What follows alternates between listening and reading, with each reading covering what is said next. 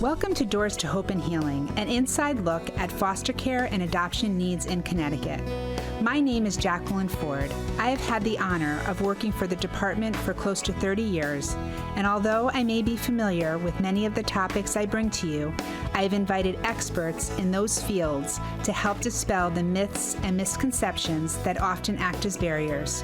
Join us as we open our doors to an inside look at the Department of Children and Families. So Destiny, thank you so much for being on Doors to Hope and Healing. It's so wonderful to have you here. Yeah, no problem. I love it.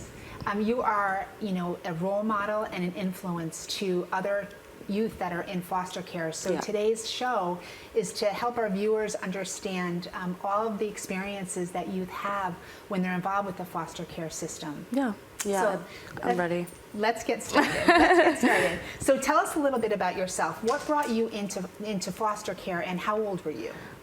So when I'm originally from the Bronx, New York, and when I first turned 14, maybe 15, my mom had a little bit of a domestic violence issue with my little brother's father, which I wasn't even there to see or partake in. So after that, she decided that she wanted to move out to Connecticut to be away from him, I guess. And then she called my grandma, and my grandma was like, all right, let's just go. They packed up everything, and we moved to Bridgeport. In that year, I think it's 2015 or 16. And after maybe 2 weeks, me and my mom have always had, I don't want to say a bad relationship, but we always struggled with communicating with each other and actually having a bond. Mm-hmm. So maybe 2 weeks into moving here, it was very she was very intense with me for some reason, and I never really understood. And then we got into a humongous fight, and she was just like, you know what, I don't care, pack all your stuff. She was like, matter of fact, don't even pack your stuff because I bought it. She was just like, go, just get out. And so I left then, and I ran away, and I went to live with a little bit of family in New York for a little while. And then when I came back, she called the police and everything, made that whole big scene just for her to tell them, I want her in foster care, just put her in foster care. So after that, I went into a foster home in Greenwich, which I didn't even know Greenwich had a group home or foster home. And I went there and I lived there. The limit was 2 weeks, but I ended up living there for about 4 months. Mm-hmm. Because I didn't have anywhere to go. I didn't have any other family really that would take me in. So then that's when I started this whole DCF process, was in that group home in Greenwich. So now. And here you are. Just kept going, yeah. And how many siblings do you have? I have 3 younger siblings, 1 little brother and 2 little twin sisters. So, well, they're not little anymore, but to me, they're little. So, yeah they're crazy. So that's what started your journey with our department, and you are, thriving, and we're going to get into more of all the wonderful things that you are doing. But before we do that, tell us a little bit about Brian Smith, who you refer to as my backbone and my dad. Yeah, so Brian is my DCF worker's supervisor. Mm-hmm. So he's not my worker, but he's the supervisor of my worker. And he has just always been it feels like he's my worker sometimes, and even it feels like he is a parent to me, because he's always been on the outskirts of everything. Even when I have had other workers, he's just always right there in the background to be but listen, she needs this, don't try and just let her ease into it, just let her, because I did have a lot of anger when it came to my situation, And Brian would always be the one there to just listen to me, let me vent, and he was the realest one as well. You know, he would tell me like, listen, I know you feel this kind of way, but as of right now with your situation, that's not realistic. And he would always like, you know, not put me in my place, but put me in the position to understand like, listen, it's gonna take some time to do this, or, you know, sometimes he'll just even explain to me like, these things happen. Like, even if you weren't in DCF, this stuff happens all the time. So he was just really like there for me to be like the real life person. Like, it wasn't a job for him. Like, it wasn't like something he had to do to get paid kind of thing. And that's why I adore him so much. And he didn't always tell you what you wanted to hear, but yet he never gave up on you. Yeah. And that was important to you. So why was that important? So if you could think about, you know, that relationship that you have with him, why do you feel it was so important for you to have someone within the agency that you could trust and that can support you that way? Because you did say that, you know, you had a lot of anger, and, you know, those were trauma responses to what you had dealt with, which is very common for our youth in foster care to feel that way. But to establish that trust and that relationship with somebody helps you catapult into being a successful young person. Yeah. Why do you think that was important? I think after a while, it did take me some time to get to that point with him, because it was just, I was stuck in my own, like, I know what I need, I know what I want, I know what I'm here to do. And I was just really stuck in that moment. And I'm very much an independent person, and I don't always feel like I need help when I do actually need help. And he would just always be the one to say, listen, you actually do need a little bit of help right now. Like, you know, like, you may not think you need help. I know you want to do it by yourself, but you actually need some help.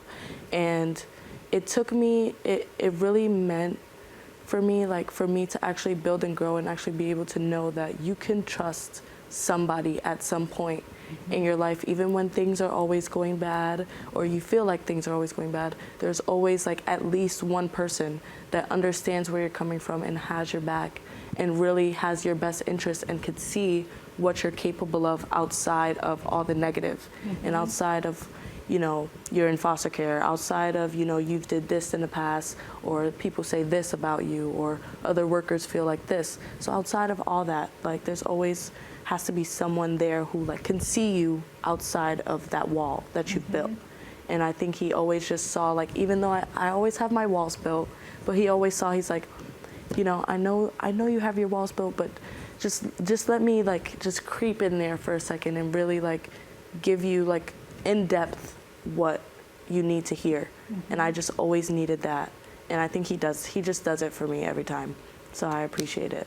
Because building trust when we're vulnerable is frightening. And I'm glad that you had Brian in your life, and you still do. Yeah. He's still a part of your life, and he had such wonderful things to say about you. And in the story that we covered on you in our newsletter that was written about your story. And then there was someone else that was also very important to you at those beginning years. Her name was Kim? Yes, Can you Kim tell us a little bit Soto. about Kim?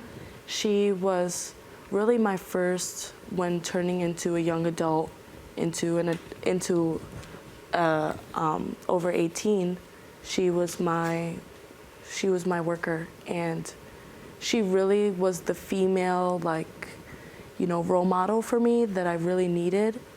And she would just always influence me and tell me, you know, you need to follow your dreams. Like, it doesn't matter what's going on, like, with your family, you know, because at the end of the day, you're out here on your own.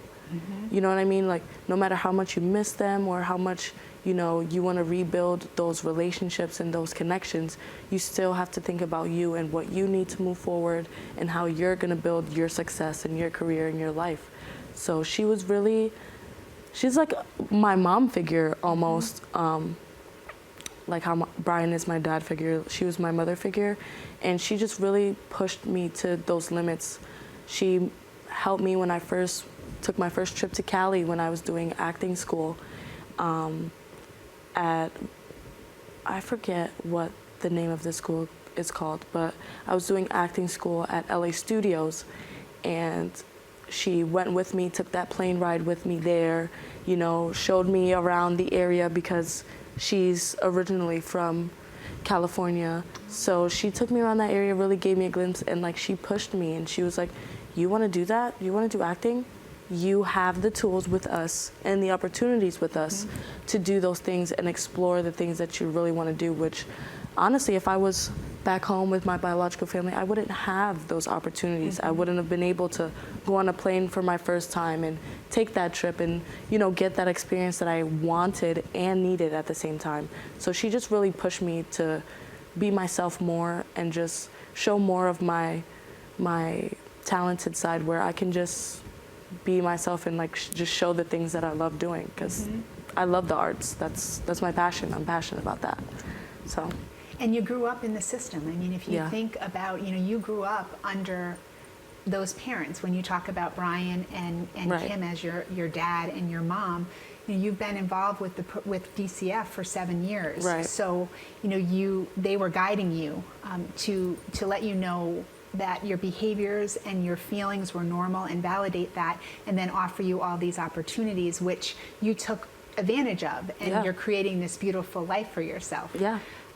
So tell us a little bit about the Youth Advisory Board. Okay, so the Youth Advisory Board is for the youth who are in DCF for any district, and it basically gives youth the chance to, you know, express their concerns, express what they need, give ideas of, you know, what workers and foster parents could do better or differently, you know, just to make them more comfortable or to make them feel as if they're being heard. And I believe the YAB is just like, it's been such a good thing for a lot of youth, because now they feel as if they're being heard and they're able to express their feelings and actually implement some kind of change when it comes to how foster parents, you know, are labeled and how they interact with their kids, or how workers interact with their kids, and how those, you know, relationships progress in the community. So I really feel that YAB just needs a bigger platform for other kids to just express themselves and be able to be heard. And that's literally the whole point of it. Like, for you to put your ideas in, put your thoughts in and your concerns, and for actual change to start being implemented with the concerns that the kids have. So I appreciate YB a lot, seriously. So to have, you know, the youth voice helping to drive the decisions and be a part of the decision making at that table, because these changes are impacting them. So how did you first get involved with the Youth Advisory Board? Did your worker share with you this platform? I believe she did. It might have been Brian who introduced it to me. He was first explaining to me, like, you know, you've been like growing and doing so much better. Ever since starting my independent living, you know, I was doing so much better. And he was just like, you know what, like, we know you have a voice. You always have advocated for yourself. That's never been an issue for you. So maybe now you can take that energy and advocate for other kids. Maybe, you know, put in their mind that they actually could have a voice and they can speak up, even if they're a little scared or a little skittish.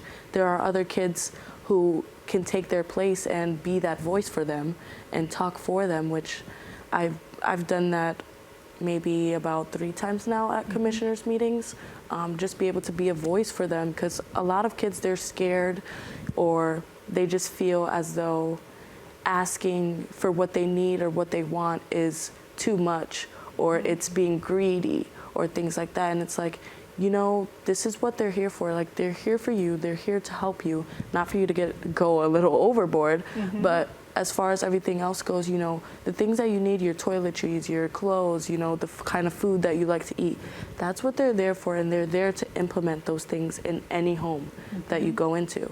So having that, you know, the first time starting in my independent living sale program, first time starting there till now, it's been just an uphill like change for me and for everyone, because I've grown a lot. So being able to talk to them, it's just so much better now than me being like, oh, well, I wish DCF changed this or changed this. Now I actually have a group in a place where I can say these things and actual change might be able to happen, you know? You have a captive audience. So I know that recently you had an opportunity to speak at the commissioners meeting. Yes. And what did you speak of at that meeting? Well, we spoke of, the new inflation change that's going on, and with young adults like me who are in independent living and living on their own, living in their own apartments, working, taking care of themselves. I just thought it would have been a good idea to bring up that, as far as if the world is growing and changing, our inside, we should be growing and changing as well. We shouldn't have the same, not rules, but we shouldn't have the same set of skills and things that we do from 10 years ago. Like, things shouldn't be the same because our generations are newer, everything's happening so fast and everything's so much more different. So I spoke to them and I told them, with the rent prices going up and everything, how can I limit myself to the cheapest kind of living where, it might be a little dirty, or I might have to deal with landlord problems. I might have to deal with this because of a budgeting issue, which, you guys have yet to deal with and assess and bring to our attention. And it was just a thing of, I live in Meriden as of right now, and the apartment building I live in, it's not bad, but I would just like to live somewhere better, somewhere more comfortable for me. And it's more cleanly, my surroundings, my neighborhood, more cleanly, more inviting. And I just think that with the income that is already set to standard, it's like, well, what are we gonna do when the inflation keeps going up and the rent prices go from $800 to $1,200? Then what? Then you guys are gonna tell me I can't get a $1,200 apartment? Right. What's gonna happen with that? You know what I mean? So I just brought that to their attention. And then there were other kids who are immigrants and who feel as though they are not being heard as much because they don't have their papers. Now, when they turn my age, because these kids were 15, 16 years old, they were concerned with when they turn my age, how are they gonna get a job with no working papers? How are they gonna get an apartment or go across the country without a passport or any papers, or you know what I mean? So we brought that to their attention for it to be a system set into place where immigrant kids or teens, they have the opportunity through DCF to get their papers while they are still in care, and without them having to be out of care and then they're like, well, I don't even know how to get my papers. I don't even know where I would go. Who do I call? So I think now with the commissioners' meetings and everything like that, these are more important things, that like real life things that need to be put in place, because you can't have the same system going for years and decades at a time when the whole world is changing. Right, we have to evolve with those times. And with the children that you're talking about, the youth that you're talking about that are immigrants, when they have the support right now with our staff to help them, because that worry is heavy. Yeah. And if they can alleviate that one worry, so that when they are 21 and 22 and a young adult and they're no longer involved with our services, that they feel that they have legs to stand upon, and they can take care of themselves. Can you talk to us about the Supervised Apartment and Independent Living Program, which we refer to as SAIL? Yes, so SAIL is, as you already said, an independent living program, and it is located, it has multiple locations, but the location I was in Meriden. And it's basically a place where children turning 18 through 24, they go and they practice living on their own. So within that program, there are rules. You have a curfew, you have, you get weekly cleanliness checks, to make sure your apartment is clean and, you're keeping yourself up to standard. They make you go to school or they make you go to work. You have to be doing, something that's going to help you along the lines. And it's just really a place where the younger youth can learn how to be an adult and not need anyone, learn how to be more independent. And while I was there, I just took more of a leadership role, and when it came to, feel like I'm OCD sometimes, so I was always clean. You know what I mean? I was always on time. You know, I have to go to school because I was doing CNA at the time. And, you know, I would always go be ready up on time. You know, even if I'm not going to school, I'd wake everyone else up because, you know, guys, it's time for school. It's time for y'all to get up, you know, got to get going. Just because it's easier when the whole house is doing what they are supposed to do and working hard and growing better. It just makes the whole environment much easier to live in. And SAIL is a really good program for young adults who want to learn how to be independent and learn how to pay their own bills, learn how to budget, learn how to, you know, communicate with others. It's really good for them. So, well, self-sufficiency is powerful, and that sounds like what this program was doing for the youth. And was there supervision inside of the place that you were living in? Yes. So there's staff there 24/7. So they do at least hour or 2 hourly checks every time to make sure everyone's in the house. If they're signed in, you have to make sure you sign out if you want to leave, things like that. So it was always supervised. Yes, people get into arguments and get into fights, but if you put a whole bunch of 18 and 19-year-olds in one house to live together, it's bound to be a little bit crazy. Yeah. So, but it was good overall. Like, it's a good place to learn, at least start, you know, a little stepping stone. So I appreciated that. So what's your life like now? My life is pretty boring now. My life used to be a little bit more fun. Now I'm a little bit more boring. I go to school online, so I am in college. I go to SNHU for communication and professional writing. I live alone still in Meriden. And I just really am just in the phase of trying to find my career path and start following more of my passions rather than just working for money or working because you need a job kind of sense. So I'm just finding my passions right now. I love art. I love the arts. I love modeling. I love everything that has to do with being creative and just expressing yourself. So I'm in that place where I'm growing as an artist and meeting more artists and collaborating with them and just doing a whole bunch of things, which I love doing. Well, you're a remarkable young woman. Thank you. So what do you want to do with the creative writing and the communications? Do you have an idea of? I actually don't, but I've always thought that, you know, actually starting to work with DCF and building, you know, their website and building, you know, their opportunities for young people. I just think that's a big platform for me. If I do end up getting into the industry doing all these things, I want to be able to advocate and just make it a thing where this wasn't me and that's not my life. I am destiny. You are destiny. This is who I am. Yes. I'm a person still. I'm not a foster child and I'm not a foster care youth. I'm just me. Your story doesn't define you. Exactly. You and it can't. Capable. And if you make it define you, then it will. But if you don't, then life is your own, and that's all you can do with that. And that influence that you can have on your peers is so powerful. You're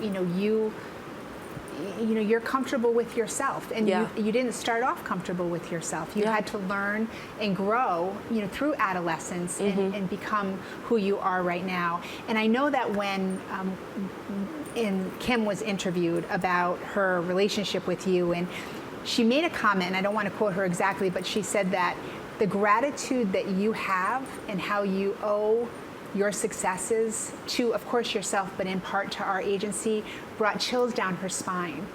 Because that, we set out, I've been with GCF for 30 years, and to have a youth tell us that they made it because they had your support is probably the best thing that you could possibly hear from someone. And you did it, but you have to give yourself so much of that credit for making it and being as successful as you are. And I know that you're one to watch. You are going to be someone who's going to be, someone who's going to make a wonderful difference and impact our system. But before we end, you had made, I'm going to share a quote that you had. And this was a message to the Department of Children and Family Staff. Yep. And I quote you, and you said, "You are raising these kids. They're almost a reflection of you. Think of everything that you say and do." I know what that means, but for our viewers, what does that mean to you? It's basically just a saying that I just felt that if we're in the real world and you're a parent to your own child, you want your child to go out, presentable, as respectful, kind to others, stand their own ground, things of that nature. And that is a reflection of you as their parent. Mm-hmm. And when it comes to DCF workers, you are basically the parent of these kids. You are in charge of them. You are their guardian. You have say-so over the things that happen between them and what goes on in their life, their relationships. You have some sort of say in that. Mm-hmm. And when you do certain things, it reflects onto them as any other way as when children see something, mm-hmm. they copy. It's almost the exact same kind of situation. And when you think about having a role model or having role models, that's what you think of. You think of your parents, you think of your mm-hmm. guardians, you think of the people who are with you on a daily basis. Mm-hmm. That's who you think of as a role model. And what I just wanted to make sure a lot of DCF workers knew is these kids, whether they explain that to you or they express it or you feel that way, they are looking up to you. You are the role models of these kids. They are following some of the things that you do. So when you condone, certain negative actions or you condone certain bad things that kids do and just say, "Oh, well, you're just a teenager. That's just what you're gonna do." Mm-hmm. That influences them on a whole different kind of way rather than, when you actually give a consequence for their actions, a real consequence, not just, "Oh, a little pat on the back. It's okay. Maybe next time you'll understand not to do that." Mm-hmm. How are they gonna understand if you're not really enforcing the fact that that shouldn't happen? So it's just really a thing of just be a role model.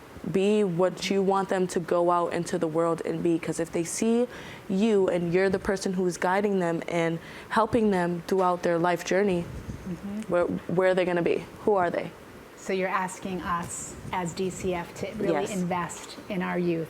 Yes. Well, you are a beautiful reflection on Kim and Brian. Thank and they you. are equally as beautiful a reflection on you.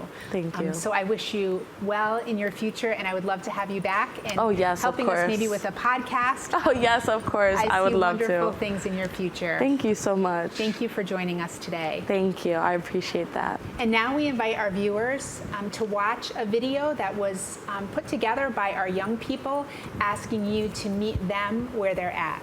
Thank you for watching. I have a story that needs to be told.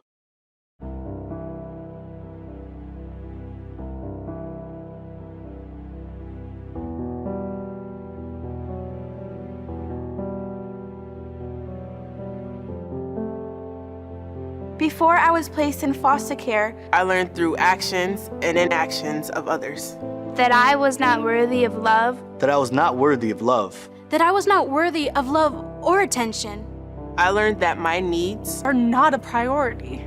As a result of that negativity, I experienced insecurity. I want to be accepted by society, but I'm unsure if I have that ability.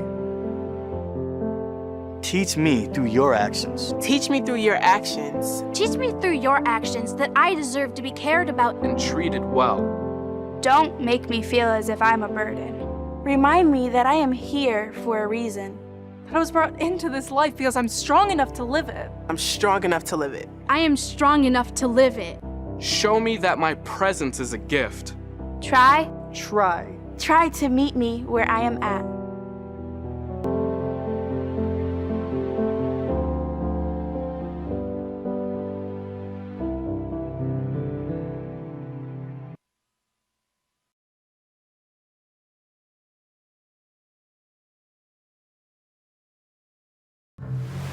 The water's warm at Jaws Pawn, and we're stocked full of treasures. Big or small, we buy it all. We buy and sell fast rides, power tools, vintage guitars, and so much more. Walk the plank in style with our fine jewelry, diamonds, and watches. Plus, we have a huge selection of the latest video games, including the new PlayStation 5 and Xbox Series X. Jaws Pawn, conveniently located on Meriden Waterbury Turnpike in Southington and West Main Street in New Britain.